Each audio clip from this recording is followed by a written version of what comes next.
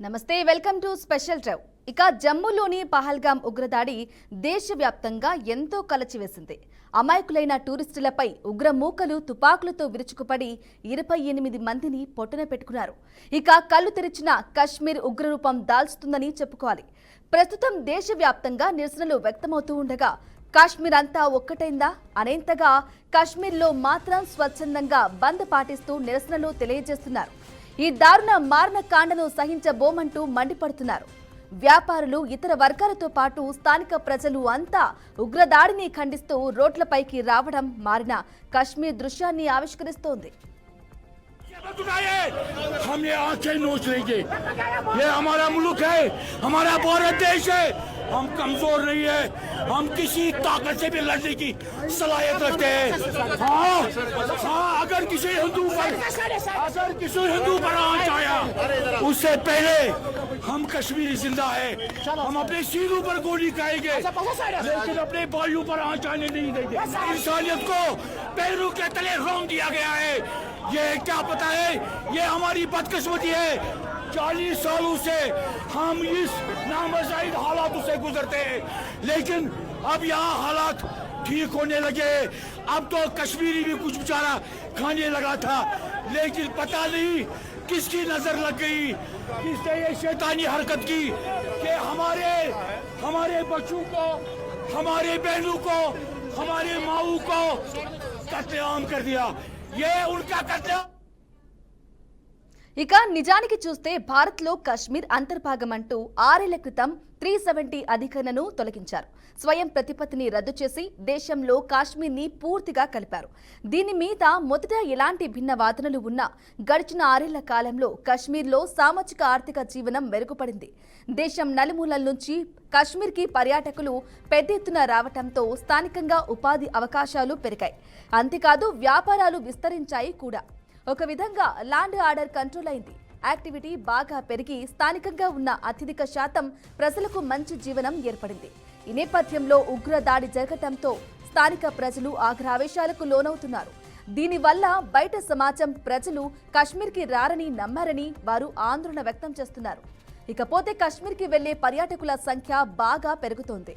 గత ఏడాది చూస్తే 3 కోట్ల మందికి పైగా టూరిస్టులు కశ్మీర్ని సందర్శించారని ప్రభుత్వ లెక్కలు చెబుతున్నాయి.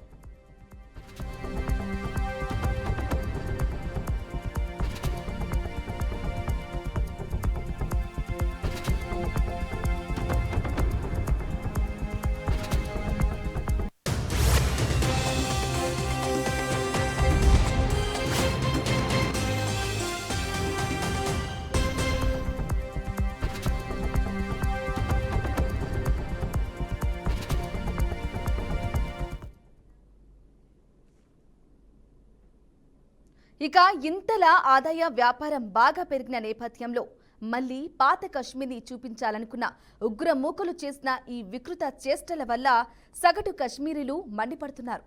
దాంతో వారే పాకిస్తాన్ మురాదాబాద్ అంటూ నినాదాలు చేస్తూ రోడ్ల మీదకు వచ్చి నిరసనలు తెలియజేస్తున్నారు. దీంతో అక్కడ ఉన్న రాజకీయ పార్టీలు కశ్మీర్కి ప్రత్యేక ప్రతిపత్తిని పునరుద్ధరించాలని నిత్యం డిమాండ్ చేసేవారు. వివిధ వర్గాల అంతా కూడా ఈ ఉగ్ర దాడిని ఖండించడం జరిగింది. అంతేకాదు వారంతా కూడా బంద్కి పూర్తి స్థాయిలో మద్దతు ప్రకటించారు. ఇది మారిన కశ్మీర్ రాజకీయ ముఖ చిత్రాన్ని స్పష్టం చేస్తోంది. 6 ఏళ్లుగా కశ్మీర్లో జరిగిన అభివృద్ధికి, ల్యాండ్ ఆర్డర్ కంట్రోల్కి ఇది ఒక అచ్చమైన నిదర్శనం అని అంటున్నారు. ఇంకోవైపు చూస్తే కశ్మీర్ సోదరులకు సాయం చేస్తామని ఇటీవల పాక్ ఆర్మీ చీఫ్ ప్రకటించడం, ఆ వెంటనే ఉగ్రదాడులు జరగడంతో కశ్మీరీలు అంతా పాక్ మీద విరుచుకుపడుతున్నారు.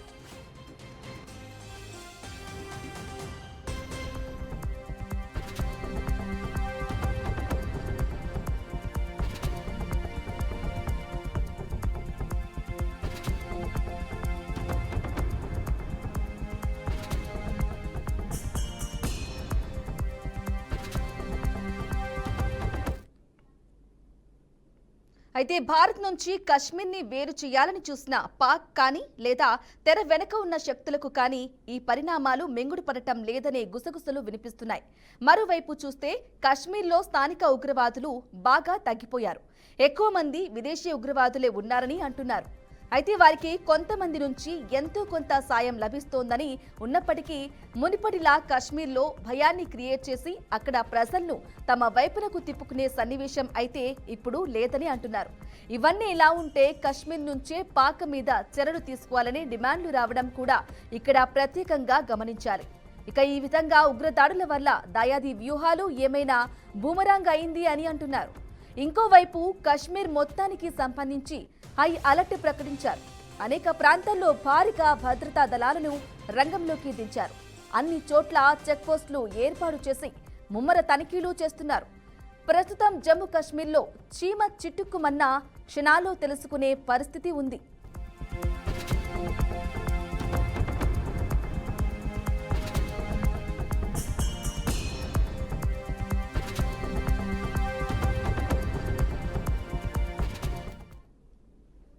ఇదే విషయానికి సంబంధించి పూర్తి సమాచారం అందించడానికి మా ప్రతినిధి శ్రీనివాస్ అందిస్తారు. Srinivas,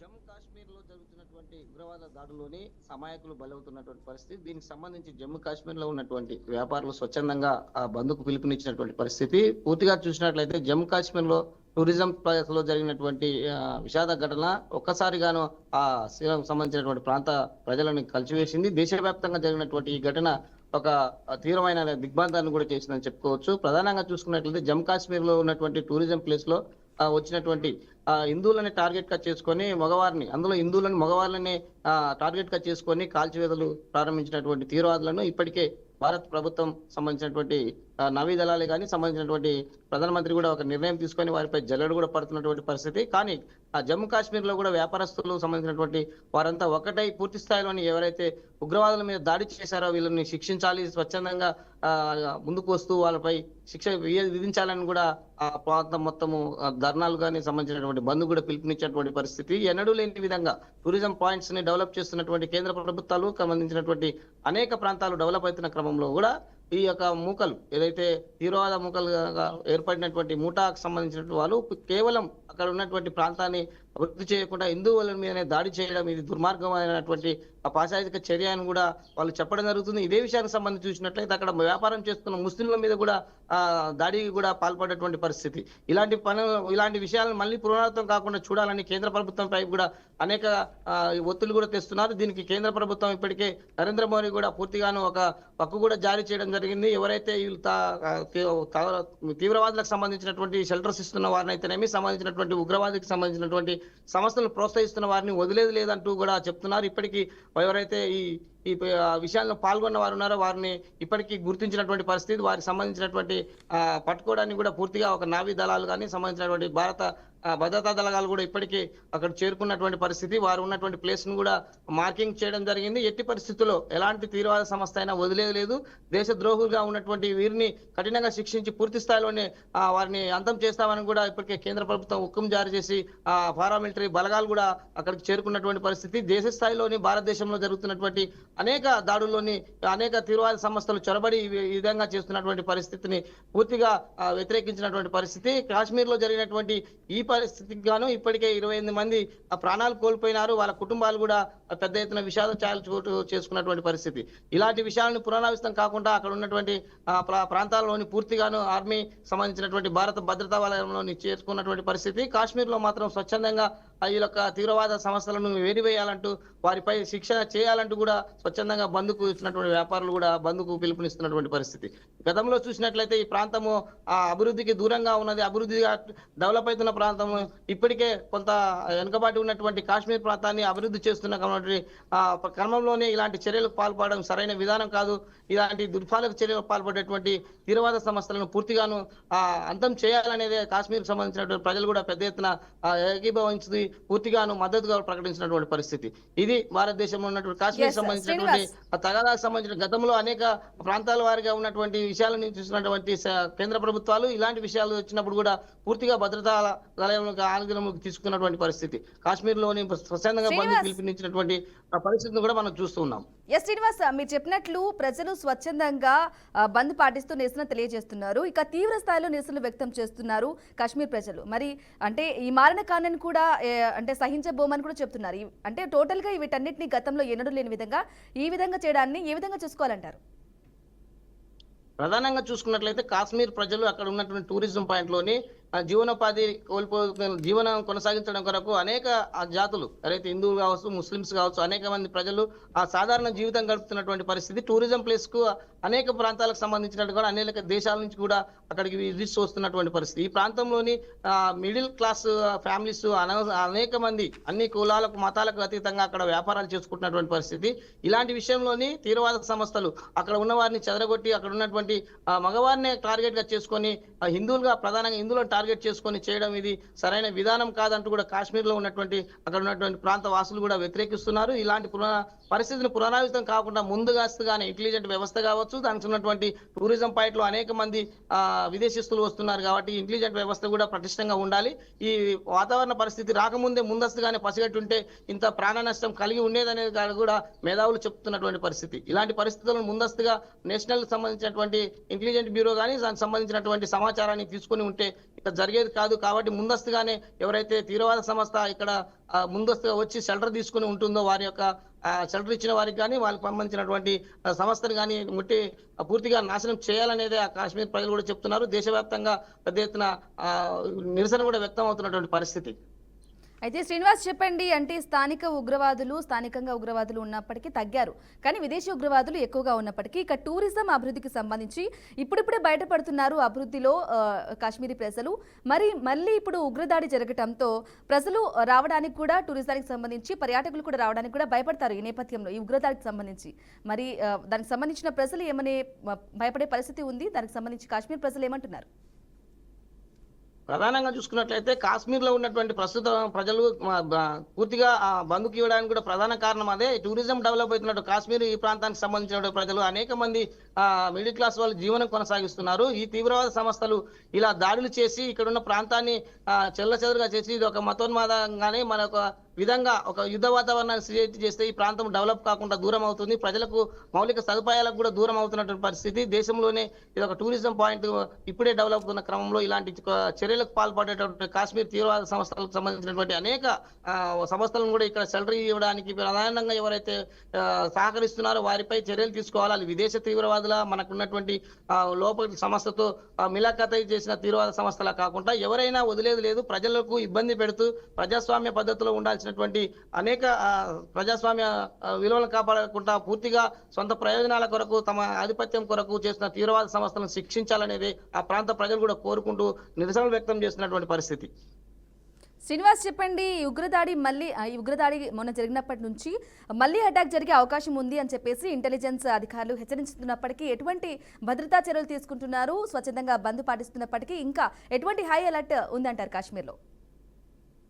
NIA national intelligence reports కానీ సంబంధించిన ఆ ప్రాంతం సంబంధించిన ఇంటెలిజెన్స్ రిపోర్ట్స్ కానీ ఇప్పుడు దాడి జరుగుతుంది. ఈ దాడికి ప్రతిదాడిగా ఎవరైతే ప్రభుత్వం సంబంధించినటువంటి జాతీయ స్థాయిలోని భద్రతా బలగాలు అక్కడ ఆల్రెడీ మోహరించడం జరిగింది. దీనికి మళ్ళీ చర్యలు ఉంటాయనేది ఇంటెలిజెన్స్ రిపోర్ట్ చెప్తున్న క్రమంలో కూడా మళ్ళీ వాళ్ళు ఎక్కడ సహచరులతో పాటు ఉంటున్నారు, వీళ్ళకి ఉన్నటువంటి ప్లేస్ ఎవరు షెల్టర్ ఇచ్చారు, తిరిగి దాడులు జరిగినాక ఎక్కడికి వెళ్ళారు అనేది ఇంటెలిజెన్స్ కూడా ఒక రిపోర్ట్ ను తయారు చేసింది. దీనికి సంబంధించి ప్రాంతానికి వెళ్ళడానికి అక్కడ ఉన్నటువంటి నావీ అధికారులే కావచ్చు, అక్కడ ఉన్నటువంటి సంబంధించినటువంటి భద్రతా బలగాలు దేశ భద్రత కొరకు పనిచేస్తున్నటువంటి అనేక నావీ దళాలు కూడా అక్కడ పనిచేస్తున్నాయి. వాళ్ళ మార్కింగ్ చేసిన క్రమంలో వారిని ఏర్వేయడానికి అయితే ప్రయత్నం చేస్తున్నాయి. కానీ ఈ ప్రాంతంలోని మరో సురక్షితంగా ఉండాలంటే ఇంటెలిజెంట్ వ్యవస్థ పటిష్టంగా ఉండి ఈ ప్రాంతం ప్రజల యొక్క మనోభావాలను దెబ్బతినకుండా అందరూ కలిసి ఉండే ప్రాంతంలో టూరిజం అంటే అందరూ విజిట్ చేస్తున్న ప్లేస్ ని ఒక హిందూ ముస్లిమ్స్ అనే ఒక వాదనతోటి వాళ్ళు తీవ్రవాదులు ఈ ప్రాంతాన్ని క్రియేట్ చేసుకోవడం సరైన విధానం కాదనేది కూడా అక్కడ చెప్తున్నటువంటి పరిస్థితి. ఇదే విషయానికి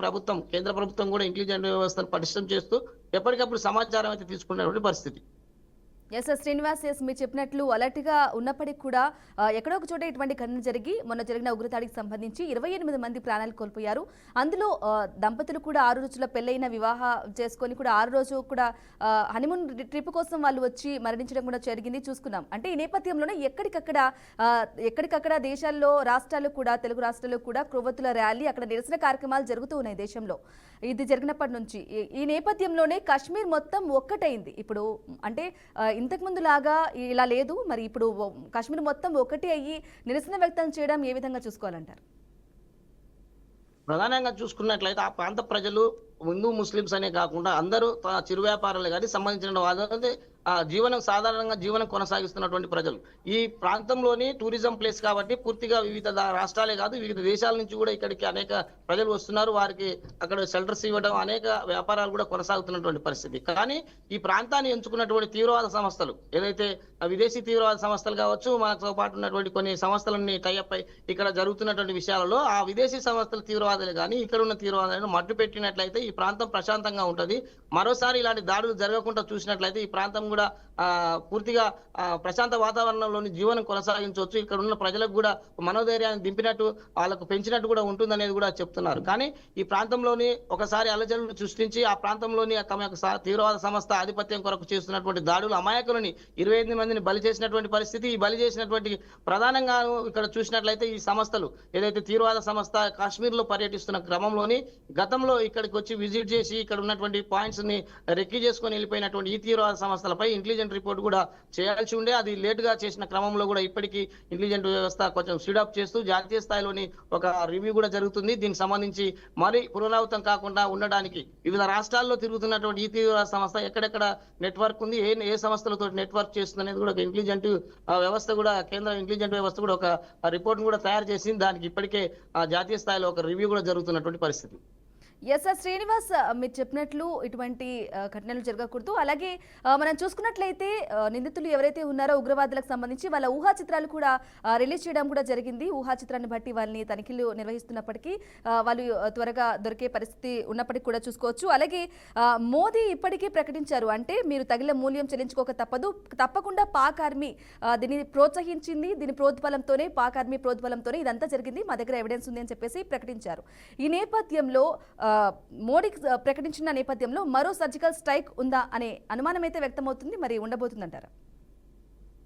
ప్రధానంగా చూసినట్లయితే భారత భద్రతా బలగాలు విదేశీ భద్రతా బలగాల మధ్య ఓవరాల్ గా ఒక స్పష్టమైన ఇంటెలిజెంట్ రిపోర్ట్ అయితే కనబడుతుంది. దాడి చేసినటువంటి ఈ వ్యక్తుల ఫోటోలతో పాటు వాళ్ళు ఇప్పుడు షెల్టర్ తీసుకున్నటువంటి కేంద్రాన్ని కూడా పూర్తిగా ఇప్పటికీ భారత నావీ దళాలు ఆల్రెడీ వాళ్ళని మార్కింగ్ కూడా చేసుకోవడం జరిగింది. వాళ్ళు ఎక్కడ షెల్టర్ తీసుకున్నారు, వాళ్ళు వెళ్తున్న ప్రాంతాలు, వాళ్ళు ఎక్కడైతే పాకిస్తాన్ సంబంధించినటువంటి కాశ్మీర్ సంబంధించిన ప్రాంతాలలో ఉన్నటువంటి అనేక వాళ్ళ షెల్టర్ జోన్లను కూడా భారత నావీ దళాలు సంబంధించిన దేశ భద్రతకు సంబంధించినటువంటి ఇంటెలిజెంట్ రిపోర్ట్ కూడా వాళ్ళ ఉన్నటువంటి విజువల్స్ కూడా మనం ఖచ్చితంగా భారత నావీ దళాలకు చేరుకున్నాయి. కాకపోతే అక్కడ పోవడానికి టెక్నికల్ ఇష్యూస్ ఉన్నాయా, దానికి సంబంధించింది కూడా ఏమేమి ఉన్నాయని ఇంటెలిజెంట్ వ్యవస్థ కూడా ఇప్పటికీ ఒక రూట్ మ్యాప్ కూడా చేసుకోవడం జరిగింది. వీళ్ళు తీసుకుంటున్నటువంటి షెల్టరే కానీ వీళ్ళు ఎక్కడి నుంచి ఎక్కడికి వెళ్తున్నారు, ఈ రూట్ లో మ్యాప్ కు సంబంధించి ఇప్పటికీ ఇంటెలిజెంట్ దగ్గర ఒక సమాచారం కూడా ఉన్నట్లు కూడా ఇప్పటికే జాతీయ స్థాయిలోని నావీకి సంబంధించినటువంటి ఆర్మీ నిర్ణయం కూడా వచ్చింది. వాళ్ళ దగ్గర విజువల్స్ కూడా చేరుకున్నాయి. కానీ ఆ నావీకి సంబంధించినటువంటి అధికారులు ఆ దాడులు ఎలా విధంగా చేయాలి, ఆ తీవ్రవాద సంస్థ ఎక్కడెక్కడికి స్ప్రెడ్ చేస్తుంది, అక్కడ చేసినట్లయితే మరో ప్రాంతాల్లో ఎక్కడైనా దాడులు చేస్తారనే విషయాన్ని ఇంటెలిజెంట్ వ్యవస్థ గోప్యంగా ఉంచుతూ దాడులకైతే మరొకసారి ప్లేస్ ఎక్కడ జరగకుండా ముమ్మరమైన చర్యలు అయితే భారత నావీ దళాలే కావచ్చు, భారత ఇంటెలిజెంట్ వ్యవస్థ కూడా పూర్తి స్థాయిలోని స్పీడప్ చేసినటువంటి పరిస్థితి. అయితే శ్రీనివాస్, ఈ ఘటనని ప్రతి ఒక్కరూ ఖండించారు. ఇది అమానవీయ చర్య, ఎందుకంటే మోదీ సౌదీ అరేబియా పర్యటనలో ఉన్నారు, విదేశీ పర్యటనలో. ఈ నేపథ్యంలోనే అమెరికా ఉపాధ్యక్షుడు జేడీ వాన్స్ కూడా అతిథిగా ఇండియాకు వచ్చి పరిశీలిస్తున్న నేపథ్యంలో ఇటువంటి ఘటన జరిగింది. ఇది అమానవీయ చర్య, అంటే పెరిగిపంది చర్యగా కూడా అభివర్ణించారు. ఈ నేపథ్యంలో పాక్ ఆర్మీ కార్యాలయంలో కేక్ తీసుకుని వెళ్లి మరి వాళ్ళు సెలబ్రేట్ చేసుకున్నట్లుగా కూడా కొంత వీడియోలు కూడా బయటకు వచ్చి అవి కూడా వైరల్ అయ్యాయి. వాటి అన్నిటిని ఏ విధంగా చూసుకోవాలంటారు మరి? ప్రధానంగా చూసినట్లయితే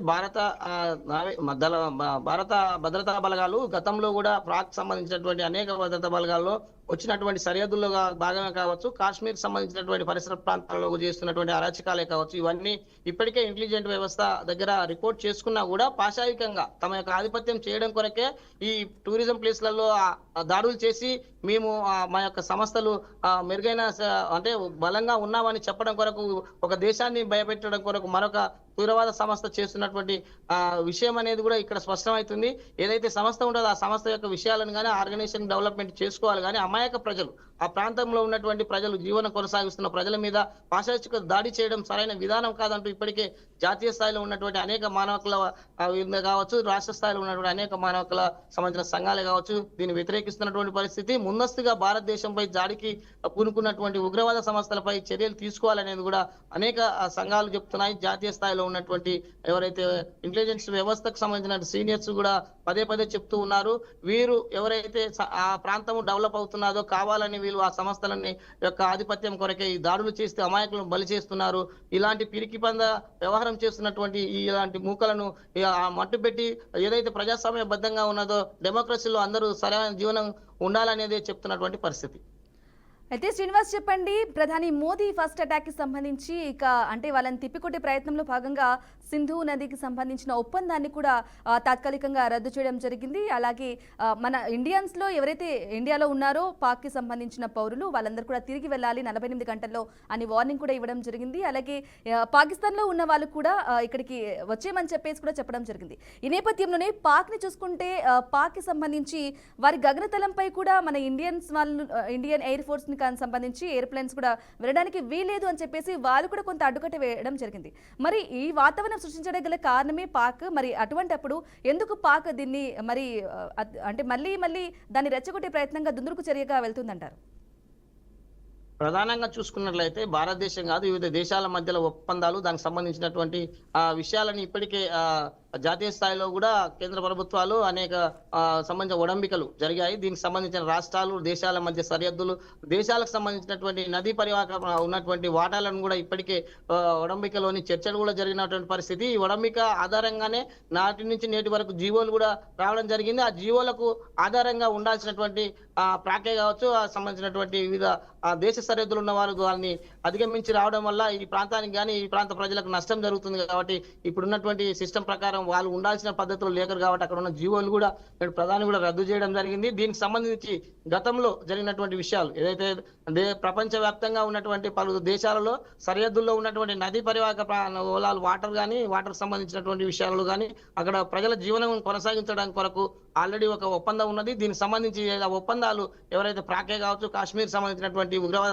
సంస్థలే కాకుండా ఆ దేశం సంబంధించినటువంటి వారు కూడా సంబంధించిన విషయాలలో ఒప్పందాల ప్రకారం ఉంటే ఎవరైనా సమానంగా జీవనం కొనసాగించవచ్చు. కానీ ఒక దేశానికి సంబంధించిన ఒడంబిక విధానాన్ని ఒక దగ్గర చెప్పినట్టు చెప్పి తిరిగి ఆ ప్రాంత ప్రజలలోని ఉన్నటువంటి ఆ భారతదేశ ప్రజలు మరొక ప్రాంతానికి వచ్చినప్పుడు ఇలాంటి చేయడం సరైన విధానం కాదనేది కూడా అనేక మంది మేధావులు కూడా వ్యతిరేకిస్తున్నటువంటి పరిస్థితి. ఏది ఏమైనప్పటికీ భారతదేశంలో ఉన్నటువంటి ప్రజల జీవనం కొనసాగించడానికి ప్రజాస్వామ్యబద్ధంగా ప్రపంచ దేశాల్లో ఉన్నటువంటి ఒప్పంద విధానం ప్రకారం పోతే ఎవరికి ఇబ్బంది కాదు. కానీ ఉగ్రవాద సంస్థల పేరుతోటి కానీ ఆ ప్రాంత ప్రజలని చెలు చేసి ఇంకో దేశం మీద దాడి చేయడం సరైన విధానం కాదు. ఆ ప్రజలని ఇబ్బంది పెట్టడం కూడా సరైన విధానం కాదనేదే చర్చ జరుగుతున్నటువంటి పరిస్థితి. Right Srinivas, thank you.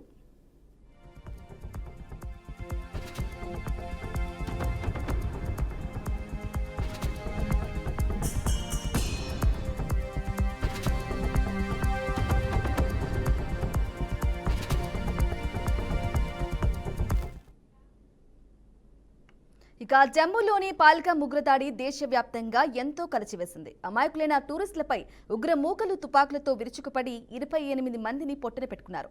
ఇక కళ్ళు తెరిచిన కశ్మీర్ ఉగ్రరూపం దాలుస్తుందని చెప్పుకోవాలి. ప్రస్తుతం దేశవ్యాప్తంగా నిరసనలు వ్యక్తమవుతూ ఉండగా కశ్మీర్ అంతా ఒక్కటైందా అనేంతగా కశ్మీర్లో మాత్రం స్వచ్ఛందంగా బంద్ పాటిస్తూ నిరసనలు తెలియజేస్తున్నారు. ఈ దారుణ మారణ కాండను సహించబోమంటూ మండిపడుతున్నారు. వ్యాపారులు, ఇతర వర్గాలతో పాటు స్థానిక ప్రజలంతా ఉగ్రదాడిని ఖండిస్తూ రోడ్లపైకి రావడం మారిన కశ్మీర్ దృశ్యాన్ని ఆవిష్కరిస్తోంది.